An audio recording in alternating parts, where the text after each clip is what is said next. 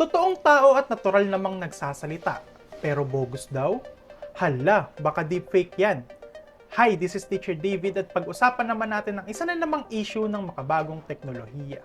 Ang deepfake ay isang uri ng pamimeke sa anyo ng mga larawan, videos, or video clips. Ito ay nalilikha sa tulong ng mga artificial intelligence at mga machine learning algorithms upang magaya ang katangian ng isang totoong tao.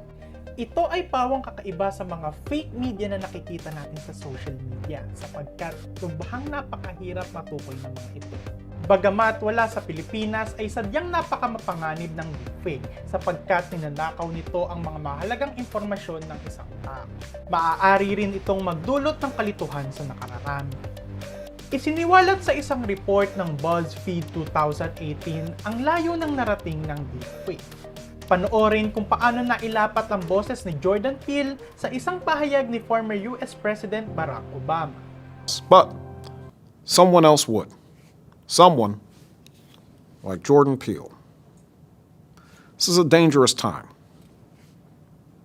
Moving forward, we need to be more vigilant with what we trust from the internet. That's a time when we need to rely. Kitam, sa sobrang pulido ng pagkakabuo ng deepfake ay lubha na itong nakababahala. Habang patuloy na umuunlad ang deepfake ay patuloy ang pananamantala rito.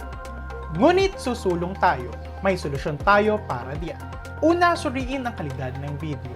Suriin ang mga box-like na hugis at ang mga pawang crop effects sa may mga bahaging bibig, mata at leeg. Kapansin-pansin din ang mga hindi natural na pagkurap at ang mga naiibang kutis ng balat. Kahina-hinala rin ang mga galaw sa video. Kaya nga ba nating sugpuin ng fake news? O dapat ko bang sabihin, magpapatalo ka ba sa fake news? Muli ako si Teacher David, maraming salamat sa pakikinig.